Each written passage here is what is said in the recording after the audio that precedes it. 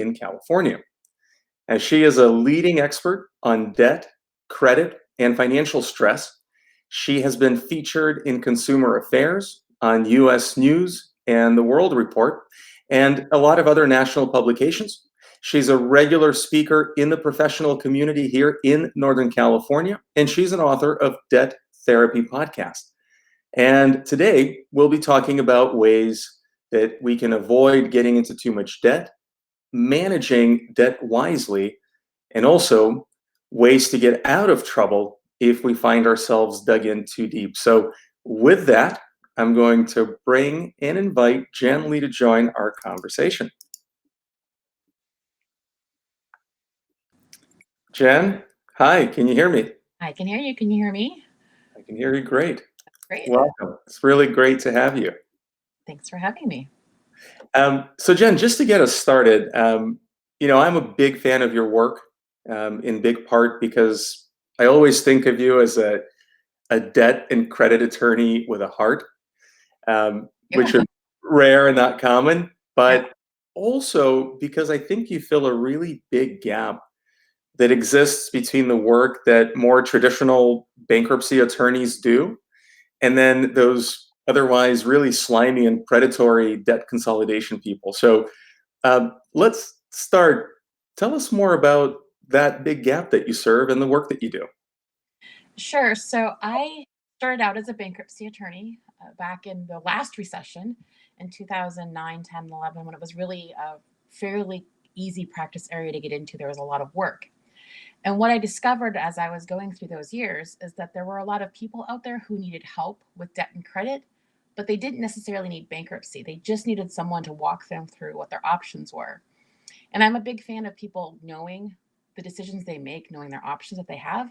And so I kind of changed my practice area to debt and credit so that someone would have a person to go to that would explain what the options were, the pros and cons, why you may want to do something over another option that really isn't filled in the marketplace. The debt settlement companies, as you mentioned, will sell you on their program. The debt consolidations will sell you on their loan, but no one's explaining what the downfalls of those are. So that's kind of the need that I feel now between bankruptcy and some of the other companies out there. And I think it's so incredibly valuable to have that resource because I feel that when people get themselves into debt or credit problems, they don't really know what they're supposed to be doing and what options they've got. And so it's easy for them to fall into these traps. And so I'm hopefully this is something we'll get to talk a little bit more about. But I see you have your friend sitting on the table with you. So tell us what's the deal with the elephant? So the elephant is named, and she's kind of hard to see. There's her profile pic. So the elephant, her name is Burn a Debt. So if I slow it down, people get the burn a debt portion. And I tell people all the time, most people think that talking to me is the end of the world, that they're going to be so embarrassed. They're never going to want to admit that they ever talked to someone like me. Mm-hmm. And what I explain to them is the elephant in the room, the elephant on your neighborhood street, is that 70% of Americans have a debt or credit problem of some sort that they don't know how to handle. And so really, if you talk to your friends and family, they'll be like, oh yeah, I talked to Jen too, but no one's going to admit that. So I tell the elephant in the room is that a lot of people need me that won't admit it. And it's okay. So, and I know that Bernadette travels with you everywhere you go, and I've had the pleasure of meeting her a number of times. Um, so let's go back for a second. You just said what 70% of people in the United States have credit and debt issues. Yeah, it may be something as simple as a collection account on their credit report that's, or it may be identity theft. It may be something, but everyone internalizes it and thinks that it's their problem that no one else has. And it may be big issues too. It could be a foreclosure sale. It could be something huge, but a lot of people have the same types of issues. And I wish more people talked about it, but I know that it's not cool to go on Facebook and talk about your problems either. So it's a little harder. Yeah, right. So people kind of carry that around until perhaps it's too late, or at least until it reaches a certain critical point. Um, well, I guess my next question would be is do most people that come to you and that you deal with, are they really in trouble and sort of going broke? So most people I talk to are not broke. They have money to pay bills. They may not have money to pay all of their creditors, or they may be only making minimum payments. But what they Mm, really need is someone to tell them what they should pay and what to do with what's left over. So a lot of times people aren't broke, but a lot of them make more money than I do. They just need someone to help them walk through mm. what their options are. So no, they're not all broke. Most of them aren't broke. That's good to hear. Can we unpack that for a moment? And can we talk about like, what are some of those things that people, what some of those options that people should know about? So, Um, yeah, a lot of times sticking with the status quo can often be an option that we're looking at. mhm, Um, if they're budgeting themselves out of a debt problem or they're doing something and they just want to make sure they're on the right track, sometimes my recommendation is, okay, keep doing what you're doing. You're on the right track, which is always a good feeling for people to hear. And then it's also good for me to be able to find people who are already doing the right things. And then we start at, do we need to do something a little bit more drastic, like consolidation or settlement? Legit consolidation or settlement, not what's promised sometimes. And then we go down more drastic, like, is bankruptcy a better option? A lot of times people have very wrong misconceptions about what bankruptcy is and how that affects their credit and what they can do. And so sometimes the discussion is, okay, what are you afraid of? And then let's figure out what options there are that will allay those fears, basically. mm. Um, you've mentioned consolidation and settlement. Can you talk a little bit about what those actually mean? Sure. So debt consolidation is generally when you get either some type of loan to consolidate all of your debt into one monthly payment. Hmm. A lot of times it's used in the student loan world if you want to consolidate student loans. Some people will try to use a home equity line of credit against their house to pay off credit card bills, and I don't usually recommend that. Mm, So usually it's a loan that you're going to use to pay off credit card debt or some other type of debt.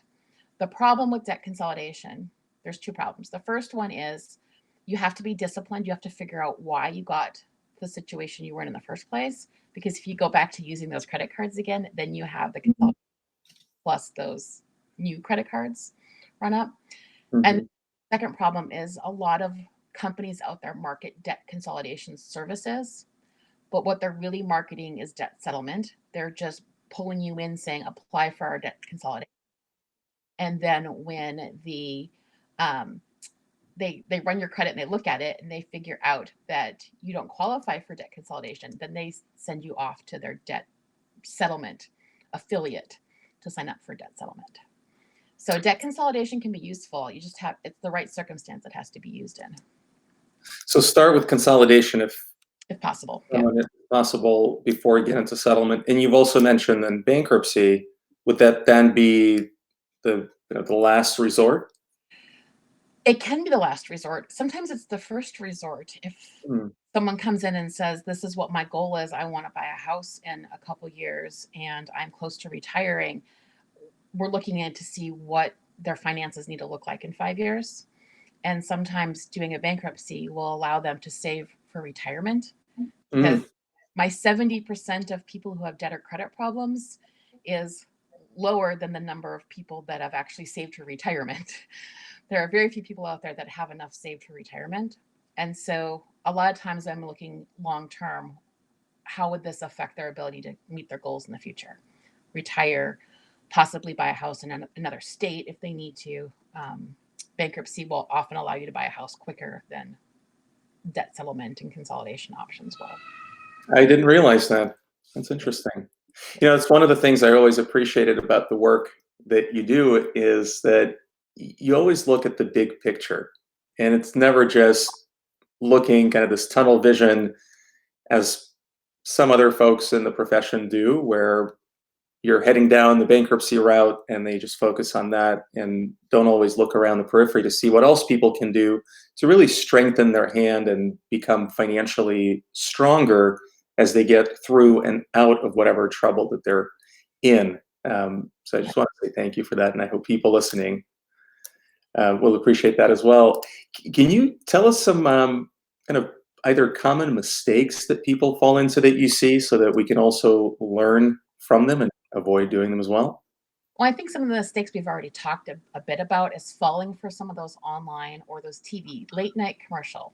Mm, Falling for some of those ads, the one that says, if you have more than $10,000 of credit card debt, you have the right to, and it goes on.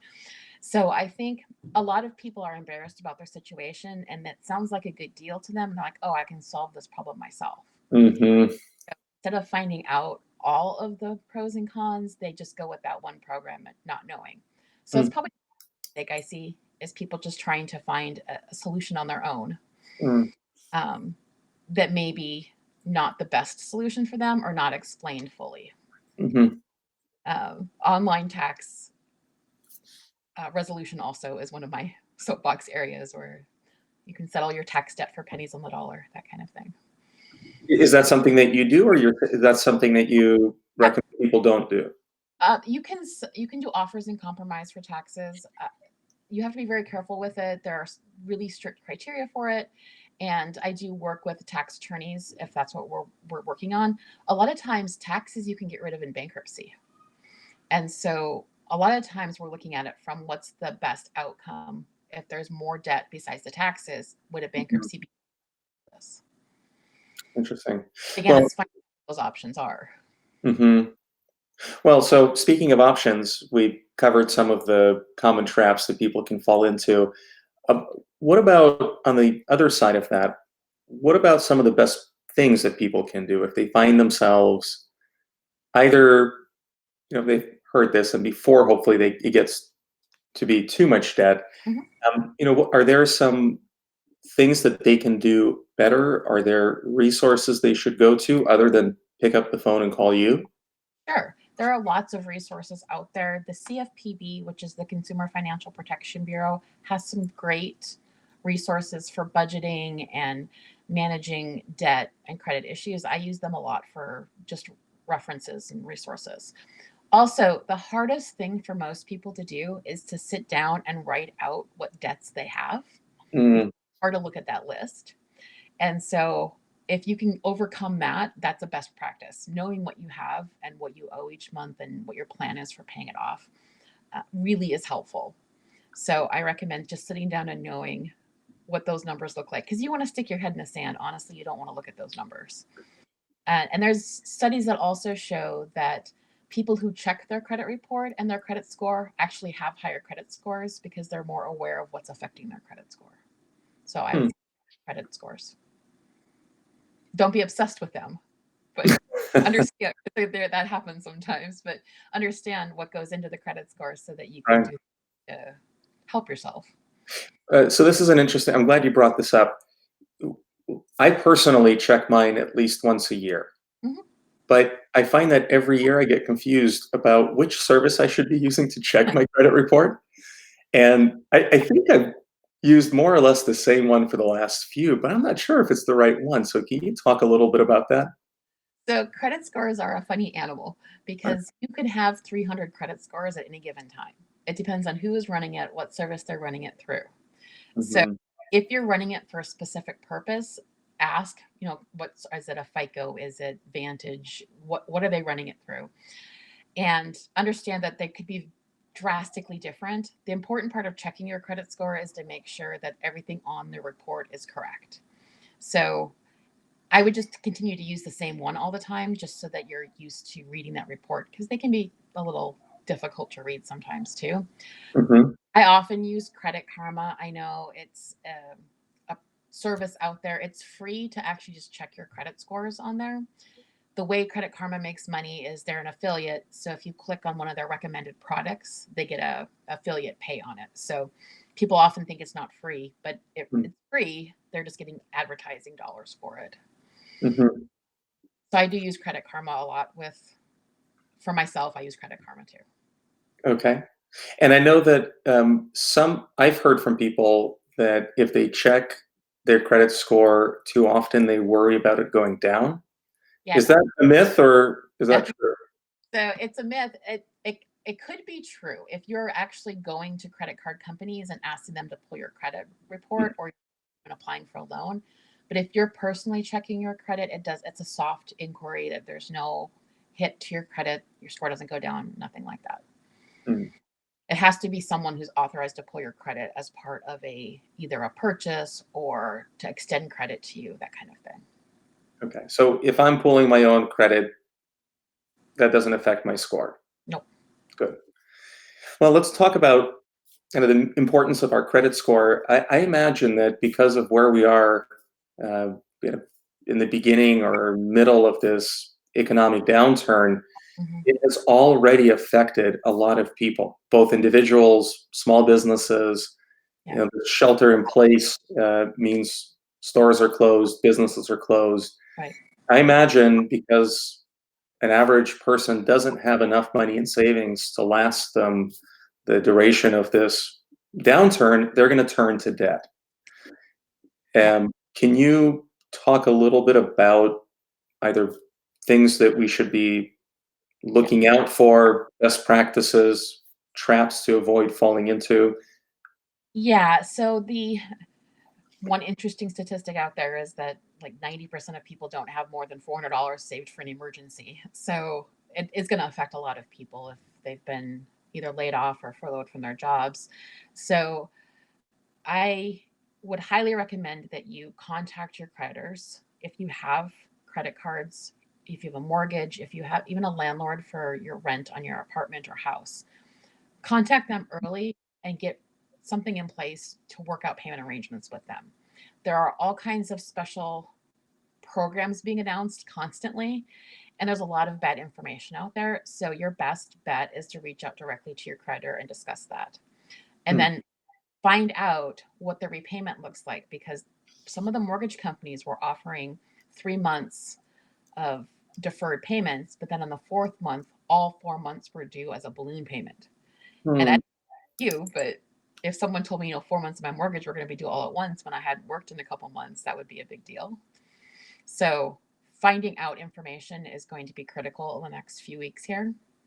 And then if you are eligible for either unemployment, make sure you're taking advantage of the new programs for self-employed people to apply for unemployment, as well as the SBA loans that were just announced on Friday as well. Are There's some forgiveness programs as well under that, but it's developing, and so it's hard to really clearly on all of the different programs because they're all still kind of in the works. Hmm. So if I can just go back, because you've mentioned some really interesting things that I've already started getting questions on from our clients and friends and generally in the community. So the first thing is if people have, let's say, whether they're on their personal side, they have rent or mortgage to pay, or maybe they've got rent or mortgage to pay through or for their business, and their income has been impacted, or maybe they are beginning to feel the impact and it's getting potentially progressively worse. Um, is this a good time for people to reach out to the landlords or to the banks if they own a mortgage?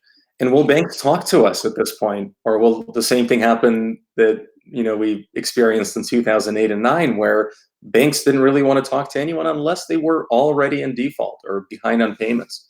So all of the banks and Governor Newsom in California had announced that he had arranged this program with four of the big banks for 90-day deferred payments. Hmm. But you have to call and apply for those programs or qualify for them. They're not automatic. So you do have to call and ask. Now, I will say I had a client yesterday morning. We were trying to get through to one of the big mortgage companies, and it was a 9 to 14 hour wait on the phone. Wow. So I am recommending that you at least write down your attempts to contact and send something in writing through most banks have client portals that you can send a message through to Mhm. document you're asking for assistance and that kind of thing. So it's going to be really important to have good records. So I'm hoping the banks will talk to us, but so far the wait times have been astronomical. That's a great reminder to keep good records. Any other things that you can think of that people, again, who are experiencing the downturn financially, other than reaching out to either the mortgage company, the bank, or their landlord, both personally and on the business side. Anything else that might be helpful for people to keep track of? Yeah, I would prioritize what you're paying each month. Make sure that your housing is probably taken care of first. So look at the needs versus lesser important things. Honestly, credit cards are probably lesser important. I would still get them on a deferment, but look at the needs of your household and prioritize what you're paying.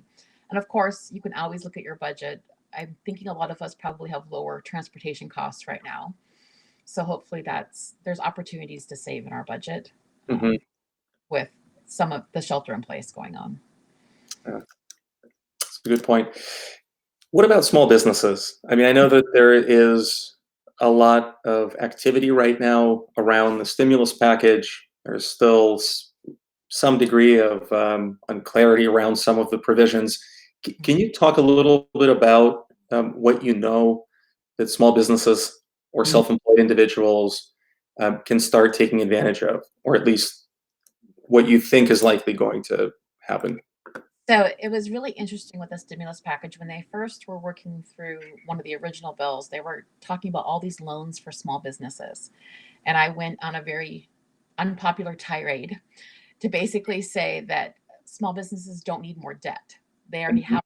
I can tell you through November, December, and January, before any of this started, I had a lot of small businesses that were already struggling with debt. And for them to take on more debt was not going to be a good place to be in. So Mhm. when the stimulus package passed on Friday, there is a provision in there for some forgiveness for employers who are able to keep employees on payroll. Mhm. And that is called the Paycheck Protection Program. PPP is how you're going to see it all over. Um, and that's being offered not directly from the SBA, but through lenders that work with the SBA. So I think that program itself will probably be the most useful to small businesses because some of that money can be forgiven. If the money was used for actual payroll expenses, actual rent expense, and you can prove that you paid all of that, again, good record keeping is going to be really important when you go to apply for forgiveness. Those SBA loans can be forgiven.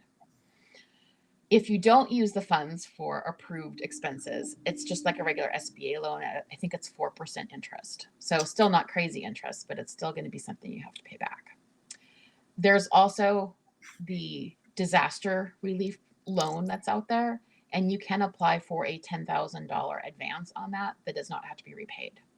So most small businesses should go apply for that $10,000 grant out there.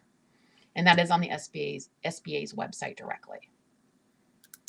Sounds like the SBA is really quarterbacking a lot of these programs, and so it probably should be a good place for people to start.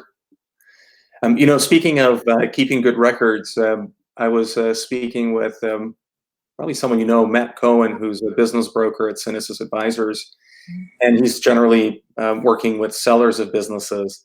And he mentioned keeping good records if you're a business owner and if you're thinking that at some point in the near future you might want to sell your business, Mhm. because it's really difficult or will be difficult to explain why there was a significant downturn, let's say in your revenue for the year, if you didn't keep really good records. So I think that's incredibly important. Yeah, record keeping is kind of a lost art sometimes in small businesses because most small business owners are really good at whatever their business does. Hmm. Quite so good at running the business side. And that's pretty common over most industries. And even for lawyers, it's pretty common. They're good at being a lawyer, but not quite so good at running a business. I mean, we're never taught that. You That's go right. to any kind of school for learning how to run a business unless you went to some kind of MBA program, or even then you didn't learn how to run a business. So record keeping through this whole thing is going to be really key to coming out the other side as least damaged as possible. And Jen, are there any good resources that you can recommend or that you have available for folks when it comes to keeping better records? I do have a grid on my website on genlylaw.com, and it's a very simple grid, but it just is a line by line who the creditor is, what programs they have, when you talk to them, and who do you call if you want to take advantage of it. I'm going to try to bring this up and maybe you can say, You see it up there? So I do have a whole page of COVID-19 resources. And basically, we're just gathering together any articles that come out, mortgage assistance, and then the download at the bottom of the page there is this credit tracker, just so people have a way to keep track. And it's really easy to, you don't even have to download this. You could also do it in a notebook yourself. But this was just for someone who needs that step by step. What am I going to do? Because sometimes the hardest part is getting started. And so that's why I was trying to make it a little bit easier to get started for people. Great. Thanks for that. Let me minimize it so it's not taking up all the space. And let's give folks the address of your website so that they can take a look at the resources. I know that you've got a whole resource section related to COVID-19. So what is your website so we can put this up on the show notes? It's www.jenlaw.com.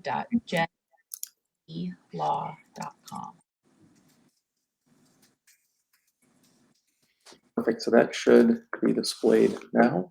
Hopefully I got that right. It's correct. Yeah, it's pretty easy.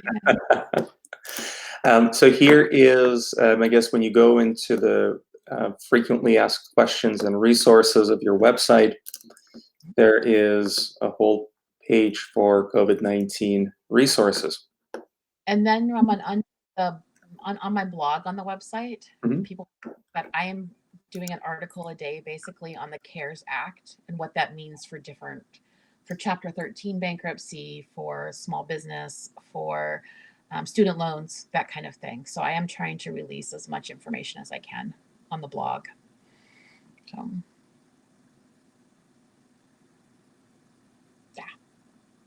So that last article was about the Paycheck Protection Program for small business owners.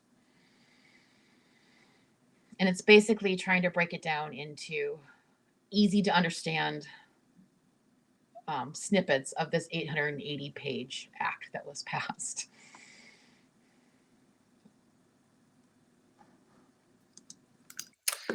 That's great. I'm sure most people don't want to necessarily read all those 800 pages. Well, speaking of breaking things down and making them easy and approachable, I know you have a wonderful, in addition to the blog, you also have a podcast that I listen to, and I always thought it was interesting. Can you talk a little bit about that? I believe it's called Debt Therapy, and tell us how we can find it. Yeah, so the podcast is called Debt Therapy, and it's on iTunes and Spotify. And if you go to mydebttherapy.com, there's a website with the podcast linked as well. Generally Law also has a link to Debt Therapy because I'm trying to get it out there to as many people as possible. But the idea behind Debt Therapy is so many times clients come in and we talk about their debt, but a lot of times we're talking about the emotions that go on with debt and credit, and talking about finances, because so many of us didn't have any training when we were kids on how to talk about money. And so the idea behind Debt Therapy was like 10 to 15 minute snippets of really financial literacy or things that you should be watching out for, but in an easy to digest format. So that was the background for Debt Therapy. That's it's a great resource. How often do you post updates? They're supposed to be once a week. I'm slightly behind with what's going on. I didn't mean to put you on the spot. Oh, no, it's okay. They're supposed to be once a week because I find that 10 minutes once a week is digestible for most people. Yeah. While we were talking, a comment came in on our Facebook page or in the comments that if people still have a paycheck, hopefully she won't mind, I just put it up. If people still have a paycheck, that you should change your commuter deductions to reflect the no commute costs. You kind of mentioned that. I also had talked to someone who was recommending to call your insurance company if your mileage was going to be down below 6,000 or 10,000 miles a year. Check with your insurance company because you may be able to get a reduction on your insurance premium that way too. There's all kinds of little tips and tricks out there that are slowly coming to light. Well, thanks, Anna, for bringing that comment to light, because that's a good point. For some people, that may be significant benefit. Yeah. Take more money home. Well, this has been really helpful. Are there any other resources that you'd like to share with us? Any tips? You think No, you covered everything? I think we covered quite a bit of stuff, actually. I'm very happy with how the whole discussion went. It's hard to talk about this stuff. And so most of my tips involve making it comfortable for people to talk about. I've had people in my offices actually hold Bernadette because it makes it easier to talk about things. Mm. And so whatever I can do to make people feel comfortable and give resources, I try to do that because I really just want people to know what their options are and what they can do without getting scammed or taken advantage of. Well, and that's a great place for us to pause because every single person that has worked with you, that has gotten back to us, said exactly that that's how they felt. There was no judgment, there was a lot of support, and they learned a lot of very helpful options. So if you have any credit or debt concerns, or if you know someone that does, don't let that elephant in the room stay there unnoticed for too long, and check out jenleelaw.com. And Jen, would it be okay if I put up your email so that if Oh, folks have questions, can they reach out to you? there can, yeah. There you go. Jen at jenleelaw.com. Again, thank you for being such an amazing resource, being Thank here to take the time to talk to us, and for continuing to help people. I Very really good. appreciate it. Be well, Jen. Thank you. Thanks, Thank everybody. Bye.